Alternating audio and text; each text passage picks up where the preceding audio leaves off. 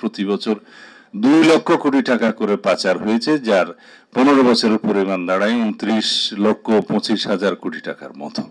তো যেহেতু আমরা টাকার হিসাবটা আমরা এখানে সবাই ইজিলি বুঝবো, সেই জন্য বলি, কারণ গ্রামের মানুষ বিলিয়ন ডলার এটা পরিবর্তন কিভাবে কনভার্ট করবে জানে না, এইটাই বোধহয় সোজা। তা আমি আপনাদের সবাইকে অনুরোধ করব, যারা ইতিমধ্যে পড়েছেন ভালো, আর যারা পড়েন না তারা কষ্ট করে এটা ওয়েবসাইটে পাওয়া যায়, দেখে নেবেন কষ্ট হলেও। এটা হচ্ছে বিগত 15 বছরের আওয়ামী দুর্নীতির একটা সংক্ষিপ্ত ইতিহাস। আমরা যাদের বিরুদ্ধে কথা বলবো, যাদের এই অতীত ইতিহাসকে জাতির সামনে তুলে ধরে নতুন করে আমরা আবার আমাদের ভবিষ্যৎ বিনির্মাণ করতে চাইব, আমাদের আগামী প্রজন্মের জন্য সুন্দর আগামীর বাংলাদেশ রেখে যেতে চাইব, তাদের জন্য এটা জানা দরকার আছে। এবং তাহলে পরে আমরা এই ইতিহাসকে ভবিষ্যতের ইতিহাসের মধ্যে জায়গা দেব না। অনেক সময় ইতিহাসের মধ্যেই ভবিষ্যতের শিকড় লুকায়িত থাকে, সেটা ভালো ইতিহাস, কিন্তু এই সমস্ত ইতিহাসের থেকে আমাদের শিক্ষা নিয়ে আমাদের ভবিষ্যৎকে বিনির্মাণ করতে হয় বলেই এই খারাপ ইতিহাসটাও পড়তে হবে, যে কি হয়েছিল আমাদের ন্যাশনের উপরে, আমাদের অর্থনীতির উপরে।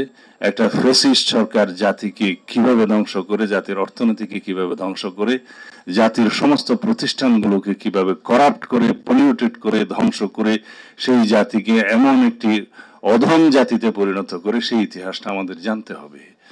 কেন্দ্রে বসে, সংসদে বসে যে সিদ্ধান্ত রাজনীতিবিদগণ নেন, তার প্রতিটি পদক্ষেপ প্রান্তিক জনগোষ্ঠীর, পেরিফেরিয়াল এরিয়াতে যে বিধবা মহিলা বসে আছে তাকেও এফেক্ট করে।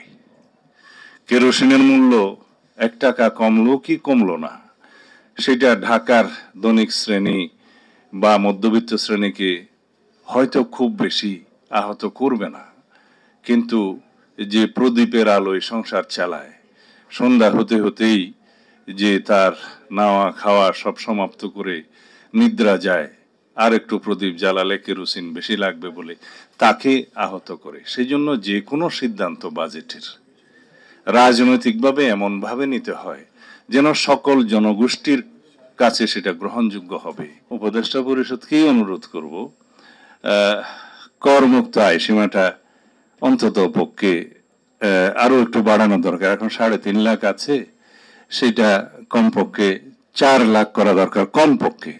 কারণ এখানে একটা হিসাব দেখানো হয়েছে, যার বেতন 30,000 সে মোটামুটি দরিদ্র বলা যায়, যাদের মাসিক আয় 30,000, তাদের হিসাব করলেও সেটা 3,60,000 হয়, তাকেও এই ট্যাক্স নেটের আওতায় আসতে হবে। তো সেটা ভালো হবে না, যেহেতু মূল্যস্ফীতি আছে, মুদ্রাস্ফীতি আছে, সেই জন্য প্রতি বছর কিছু কিছু এইভাবে করমুক্ত আয় সীমা বাড়ানো দরকার বলে আমরা যৌক্তিকভাবে মনে করি।